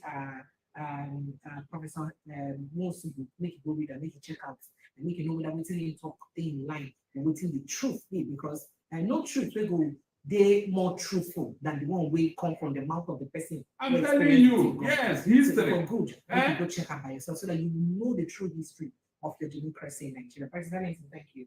Thank you. Welcome, everyone. Welcome, Ife. How are you? Welcome, welcome. Why the man no go shout? He's an angry man. Who would be a Nigerian or live in Nigeria and not be angry? There's nothing to smile about. There's nothing to be happy about. There's nothing to rejoice about. He's directly where it is happening. So as they talk and they shout, now out of passion. I don't mind the shouting. If you shout, it go help us fix the problem. I don't mind that. Make it shout. We need louder voices. The ones where they will carry what do they call them? Vuvuzela. Now we need though. Make them shout. We need shouting. Kenneth, thank you for the video. This one I go see. You see, I have advised P2B. If he's going to get into this battle, he has to be really guide his line. Whenever they give it to him, he should give it to them back. Yes, because Glasgow's kind of thing. Yes, because if an elder does not respect himself, what does he expect from the children? Hold on. What does he expect from the children? It is one of these reasons that Africa is where it is. We say we over-respect our elders, and because of that, they have kept us in the cooler. Everything is an elder. Don't talk. Whatever an elder says, agree. If you fart in your face, just clean it. This is the latest perfume. I was expecting him to reply Wole Soyinka in a decent manner. At least let him remind him of certain things. He said that. So tell him there is nothing wrong there. When Obasanjo wrote a stinker to what's his name? Goodluck Jonathan when he was in office. Goodluck Jonathan told his media aide, don't reply him. Ruben Abacha. He said, don't reply. I'll reply him myself. And he replied Obasanjo. So when people begin to think that they have the monopoly of talking and behaving anyhow, you tell them that no, it's not like that. After all, God created us equal. American Constitution, the preamble to it says, we hold this truth that all men are created equal. Why will you not be playing God? And you expect me to go and hide under my bed because you're an elder? Isn't that when you respect yourself, I respect myself? Respect is reciprocal now. Why would they be talking down on Tinubu? I mean, P2B? Every day can hurry. Omoker is there. Everything he will be talking to P2B as if they are equal, as if he's a nobody. You saw what happened during the election. Every manner of human being, they were calling people to be names, embarrassing him right, left, and center. Is that how he's going to become president? Look, he should put his foot down. Oh. Anybody that remind him. After all of them have skeletons in their cupboard. Remind them. All right. So, Barrister Darlington, there's a particular person. His name is Tokwe Tomoko. He's a human rights lawyer. So he described, as a matter of fact, the commemoration of June 12th under President Bola Ahmed Tinubu as a scam. He said, he also says, as his administration continues to go after dissenting voices in the country. As a matter of fact, he said that the government is scamming Nigerians amid hunger and silencing dissenting voices. But they told you they respect rule of law. I have told you here. Look, Nigerians have been so tolerant too. APC couldn't have tolerated 1/4 of what we have tolerated from them. We were out here when they were in opposition. We saw what they did. And that is why it is not good to sleep on your rights. Nigerians have become so cold. That is why they have continued from one infamy to the other. Disrespecting us, violating our rights, violating everything we hold dear to ourselves. How can we continue like this? The man that said that thing, I am on all fours with him. Tell me one thing we have enjoyed under this 1 year. Tell me one thing, one single thing. Nothing.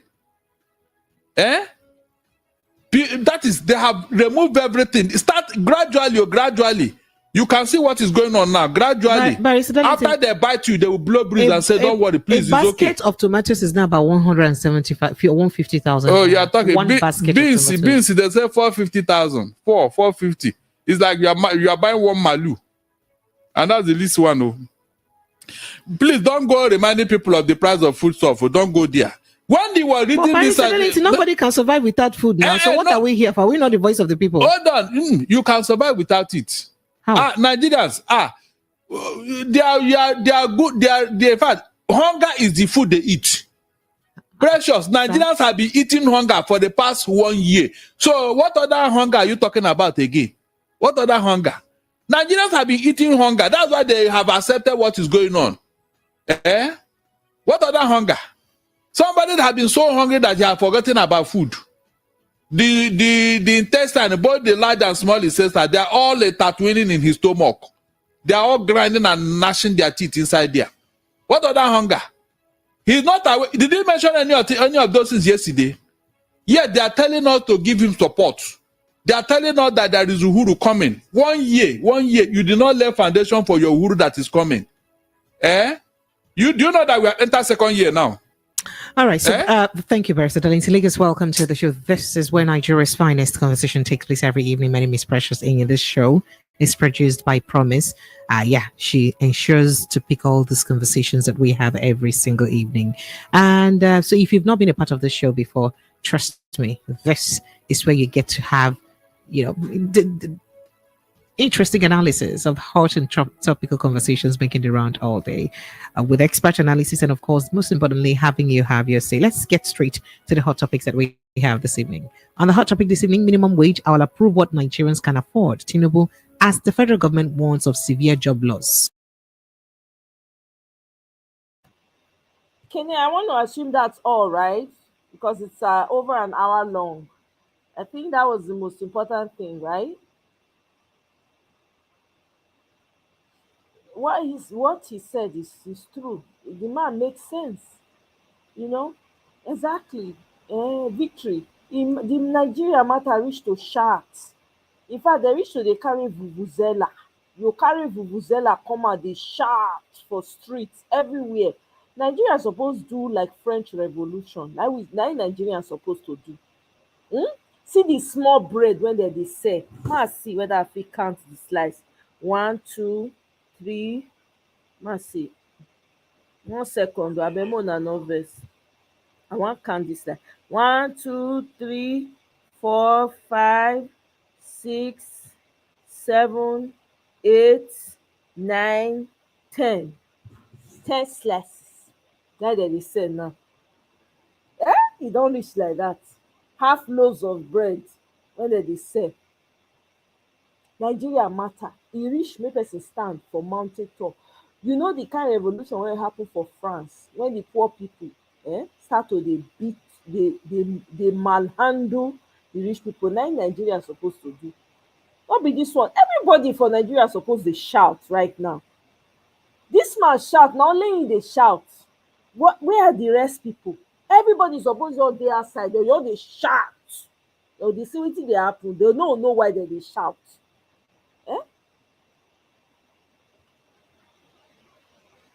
You know, so I mean, it's really terrible what is going on in Nigeria. It really is. It's an eyesore. We cannot continue like this. We no go fit. How many we be for the country? They wan finish everybody. Abeg, make I bring video come here, make una lis ten to this man jare. I no fit shout. All the shout when I don shout, where e don I no be shout, I dey shout for you every day. I'm sure you people will look at me and say, why is this girl always shouting? Can't she talk softly? They don remove the softly voice comot for my body. Nigeria matter. I no sabi talk like this before. I dey quick tire. When I talk, I no be talker, I be doer. Nigerians don turn me to talker. I mean, I was a talker as a child, yeah, right? But after a while, you are too busy, you don't have time, you know. But I mean, look at me now. As I dey talk, I dey shout. All my veins dey show as I dey shout. That's what Nigeria is doing to people. Oh, by the way, somebody sent me a super chat yesterday. I couldn't find who the person was. I no see the name, but whoever you are, thank you so much. Now God, now go bless you for supporting me, for remembering to send me super chat, and I really appreciate it. It meant a lot. I really, really appreciate it. Whoever you are, may your pockets never run dry. You no go ever know any sort of dryness. Thank you so much. I appreciate. Man, no go forget. So abeg, na hot season we dey, una help me. I wan buy watermelon. Anyone wanna fit do for us, I'm gonna do. Your girl needs to keep her mouth wet. Okay? All right, let's play this video.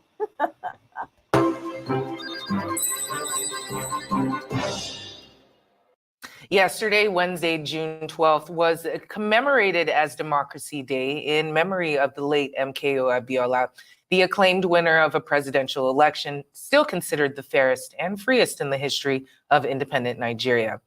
Well, the annulment of that election, the subsequent struggles by Chief Abiola to reclaim his mandate, and eventual death in the custody of the military as he pursued that cause are considered critical landmarks, which eventually birthed Nigeria's latest experiment with constitutional democracy. Well, as we continue to relate with the element of history behind it all and how the mistakes of the past can be avoided in the future, we're now being joined by Babachir Lawal, a one-time secretary to the government of the Federation. Good to have you on the program this afternoon. I hope you can hear me and hope all is well. Yes, I can hear you very well, Hawa. Thank you very much for having me. All right. Yet again. As we continue to celebrate Democracy Day, can you give us your own opinions on Nigeria and 25 years of unbroken democracy within the country?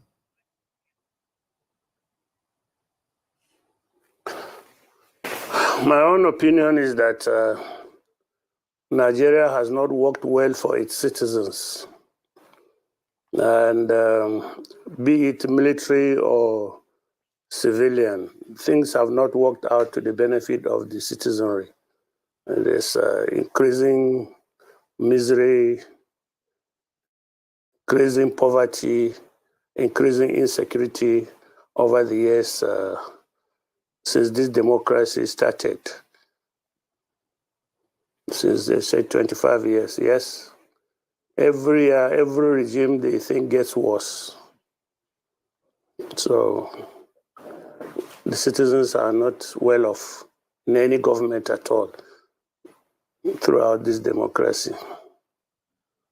Well, you've, I'm sure, seen images or even just a little bit of Arise's broadcast in the past couple of days of the Democracy Day lectures that are being held all over the country, even the Democracy Day celebration that the president took part in yesterday. There were quite a few individuals who had a lot to say concerning democracy within the country. We even had former Secretary to the Government of the Federation, George Akume, at one of those lectures yesterday. But how, in your opinion, how well are we curating the legacy and the memory of June 12th? Not so much the democracy part, but the events that transpired on June 12th, and hopefully the gumption to not repeat those same mistakes. How do you think that history is being curated for the future right now? I think my own opinion is that nothing has changed. We've only changed the players. During the military regime on June 12th, as you said, it was the military that annulled the election. Now, in the case of democracy, we have transferred that ability to annul elections to legitimize fake results to the judiciary. So I've not seen much change. I've only seen a change in the players of the game. Now, our democracy is determined by the court. You can go to the polling unit and vote, and the results might be announced at the polling unit if you are lucky, but you never know that that is the conclusion of the matter. Because when it gets to the judiciary, things can be upturned, things can go haywire. So what's the difference now? There's little difference to me. And not to... Of course, there are people out there who are Yes. Sorry, continue. Please continue. Go ahead. Well, I said there are people out there who are beneficiaries of the system. I was listening to the former president, Goodluck Jonathan, I think yesterday, talking about the role of the judiciary in the democratic system in Nigeria, where the final result is not determined at the polling unit, but in the court system. So what's the difference between what the civilians are practicing and what the military was practicing? What's the difference? We've seen governors elected and results overturned. We've seen senators elected and results overturned, and so on and so forth. So I don't see what is there to celebrate. Maybe this is in our system. And we know that a lot of the reasons why there have been coups in the West African nations of recent have boiled down to some of these issues that you discussed. The citizens feeling like they don't really have any say in electing their officials. They're being enforced on the populace at a time when individuals are suffering globally. But not to be pessimistic, what is the way forward? We do know that our judiciary is compromised. We do know that it's the same players that have that orchestrated June 12th who are still major players in the political scene right now. Forward. Well, the way forward is for Nigerians to agree among themselves that they want to live in peace, they want to have a democracy, they want to live in a prosperous environment, they want to live in a safe and secure environment. We must, as a people, have a change, a paradigm shift along those lines. If not, you see, the judiciary is at the tail end of it, but they are motivated, they are instigated by the politicians themselves who lose the election and who are desperate to be declared winners. So the whole thing it goes down to the voter who must be encouraged to vote for a particular candidate, who must be induced with money at the polling unit to vote for a particular candidate.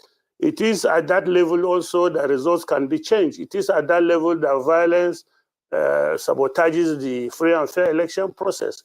So all of us are involved in this. So we must all agree that we want to live. It doesn't matter whether it's democracy or military. Nigerians are entitled to economic prosperity, security, and good social cohesion. So it's not one person. Religious leaders have a role in it. They instigate along religious lines.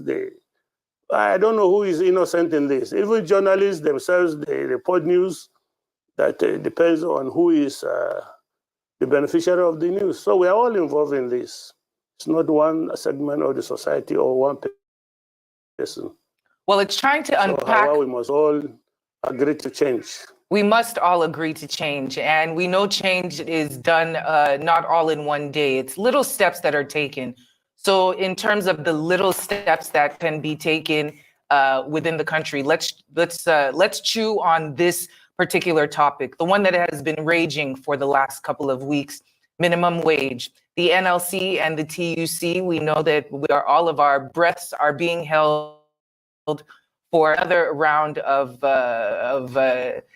issues between them, because 250,000 naira, 62,000 naira, no one is agreeing. What would you see as the way forward? And what is your interpretation of the machinations that have continued to play out in terms of the minimum wage being elevated to a price that Nigerians would be happy with? Well, the issue of minimum wage and the negotiation thereof is they're all related to what Nigerians have chosen to be. Obviously, the current wage is not enough to sustain even a family of two. There's no doubt about it that even you collect your salary, if you are on level 8, for example, your salary is not even enough to take you to work and back. Talk more of pay your rent, feed your family, pay your medical bills, pay your school fees. So the individual must have a wage that is sufficient to meet his basic needs. Now, there's no arguing about that. And that this current minimum wage, or not just the minimum, even the highest wage at all on the civil service scale is not enough to sustain anybody. That is the truth. Now, again, in negotiating with the government doesn't seem to encourage compromise. You are negotiating with labor, and at the same time, you are commissioning a 16 billion naira house for the vice president, or you are buying yacht, or while you are negotiating with labor, some legislators are busy padding the budget, proposing billions to renovate, not to rebuild, not to build, to renovate the National Assembly. Obviously, the leadership class are not interested in a free and fair negotiation. They don't take care of themselves. You don't allow a system where those that decide take care of themselves, and those that implement the decisions are left in starvation mode. So everybody must give and take. This government, to my mind, has not shown the inclination to negotiate fairly with the labor. That house that they were commissioning, that 15 billion naira house, a sensible government would have delayed that commissioning because of the disabilities it will induce in the minds of the people until the labor negotiation is over. So why would labor agree to accept 62,000 naira, which is not enough to transport a laborer from Nyanya to Abuja and back? How is he going to feed? Let's be realistic about it. And these are the issues of the economic prosperity that we're talking about. You know, the economy is down. There's no other source of revenue for the worker, for the Nigerian, and we're only talking about workers, government workers. There are other people that will not benefit from this. How do they survive? How does the trader survive in an environment where he cannot find a buyer for his tomato, for his eggs, for the normal things that they sell? How do they survive? So, you know, this minimum wage is what I think boosts the economy. You get your salary, you go to the market, you buy food items, the food seller benefits from it, you pay school fees. Out of the school fees, the teacher is paid from it, you know. So it has multiplier effect. But when you cannot therefore have money to spend, the whole system collapses. So the government must be reasonable about about what they pay the workers. Of course, the labor must also understand that they're only a small percentage of the Nigerian population, and therefore they shouldn't ascribe to themselves the totality of the income of the country. They're only small portions. So if you share all the money that the government makes to its workers, what happens to the non-government workers? So there has to be a compromise somewhere. The government must put on the table the truth of the matter, the true economic situation. Labor, they are sensible people, they are government workers, they are Nigerians. So once they see what is on the table, they will compromise. But this government doesn't seem to want to compromise. You hear people, government workers saying that if it were in the military, they would have been in detention. Is that how to negotiate? It's a democracy supposed to threaten labor with detention, regretting that we are not a military regime. I've heard some things like that from government workers, government officials. So they are not ready to compromise. And I think 62,000 naira cannot sustain a federal government worker or a state worker. You know, some of them are not even paying that minimum wage. I've seen some states paying 15,000 naira per month. For God's sake, what is 15,000 naira? You can't buy bread and crate of egg to sustain your children for a month. And so, you know, if you go to government offices now, they have an informal system. They call it shift.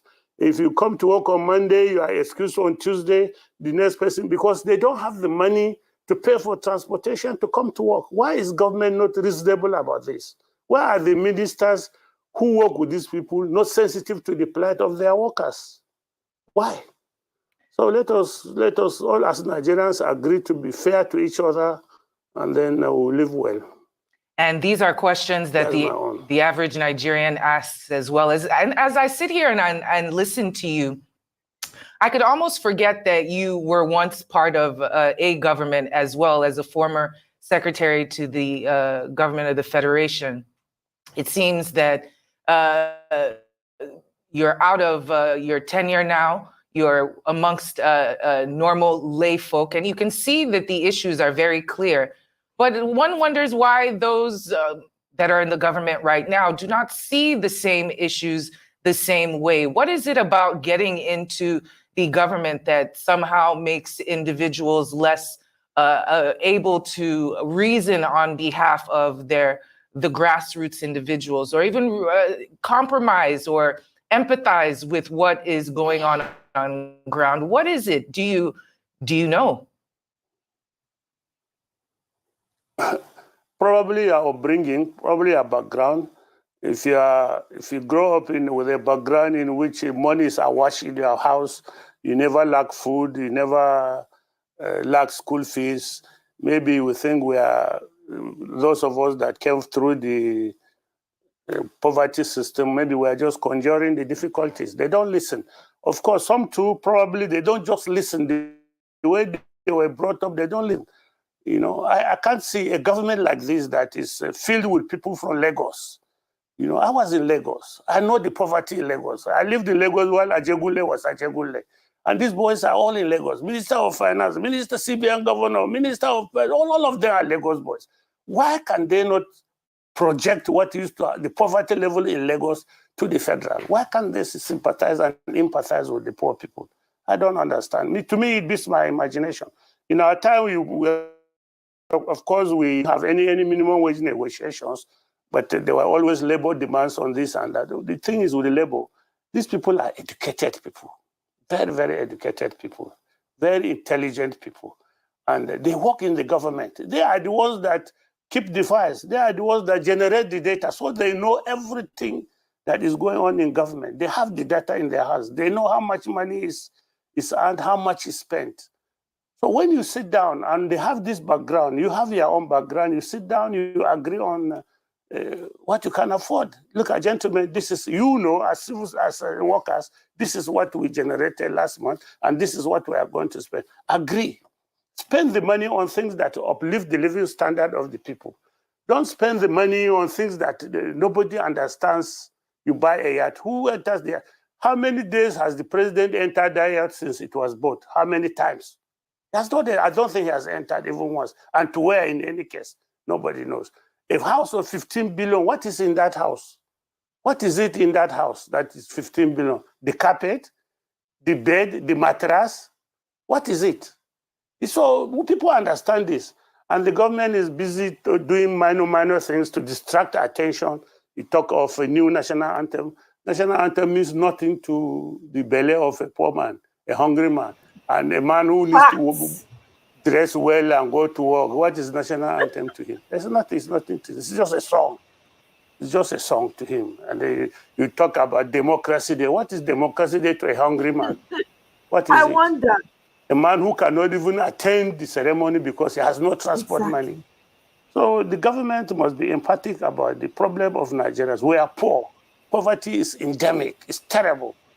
People that reach the level of directors in the government, federal government, can hardly feed their families now, unless maybe per chance they were able to steal some money. And even in the government, it's not everybody that has the opportunity to steal this money, my sister.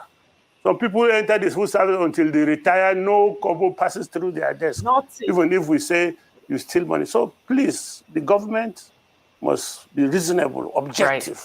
Right. They must listen to the poverty in the land. They must talk to their people. Very well said. We have run out of time this afternoon, but it was great having you have this discussion with us. Where is the lie, yo? Where is the lie? This man finished work, oh. Where is the lie?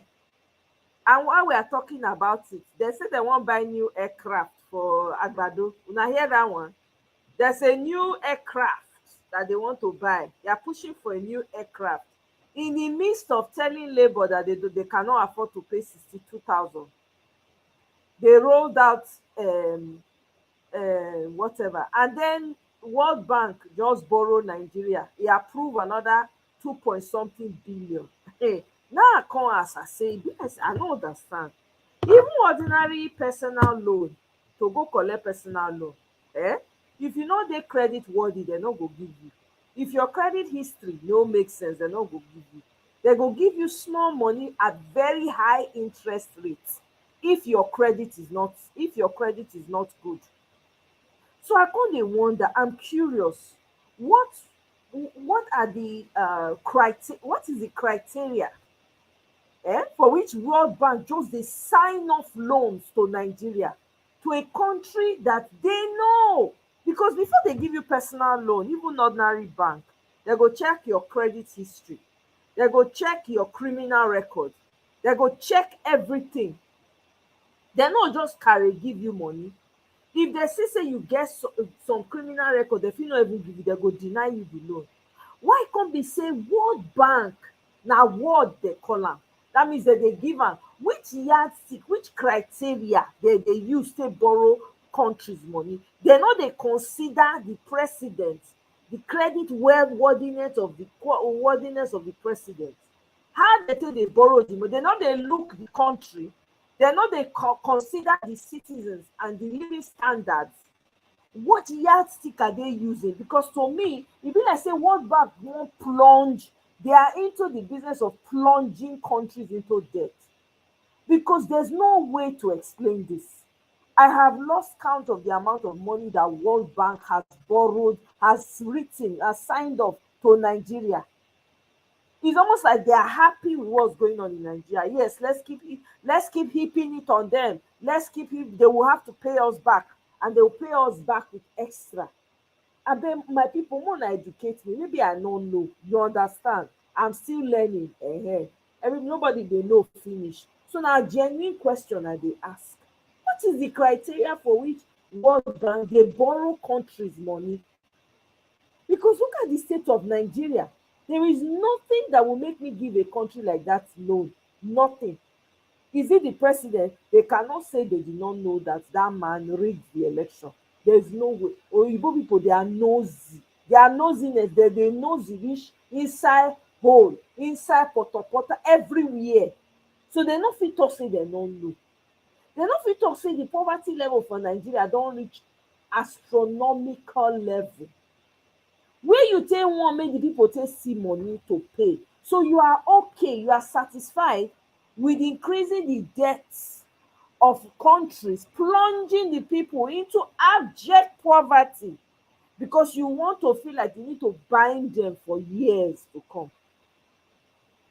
Now, agreement when they make say, you know what, just borrow, as long as you enter there, just they borrow money from us and we will pay you. I beg my people, Muna, maybe I don't know. Do you understand? Genuine question. Anybody want to know, make it help me explain. What is the criteria when World Bank they use to take borrow countries money? Because Nigeria does not have, the people are suffering. Now when they think of how you want to feed themselves, feed their family, now you want to they think of how you want to go borrow, how you want to pay, how your children go take pay loan of yesteryears. Any reasonable, responsible father, you know, go borrow any money against in children head. You know, go won't put such burden on them. But these Nigerians, they are so, as in, out of touch, don't care about the sufferings of the people. This man have the audacity, they are coming out and saying they want to buy aircraft for Agbado, and everywhere is quiet. Hey! Amen. I don't know. Person when you do this thing to us, you do a strong thing. I'm telling you, you really do us. You really, they really do us. So I'm telling you. Anyway, now here I go talk and reach you, my people. Make I leave you now. You know, say our our Nigeria matter, not the end. By the grace of God, we go see the end, though. We go see the end. People they come before us when they fight military, when they fight for democracy for June 12th. Here we are, oh. By the grace of God, now we go usher in the new Nigeria. Our eyes go see them too. Anyway, guys, thank you very much for joining me. I appreciate you all again. Thank you for the super chat, for those of you who have super chatted me.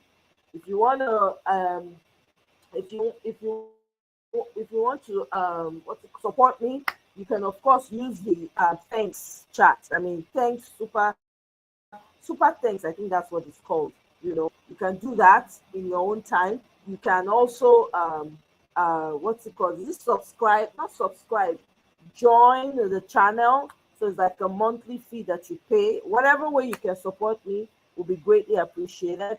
Thank you so much. And guys, I'll see you on my next one. Have a great evening. Bye.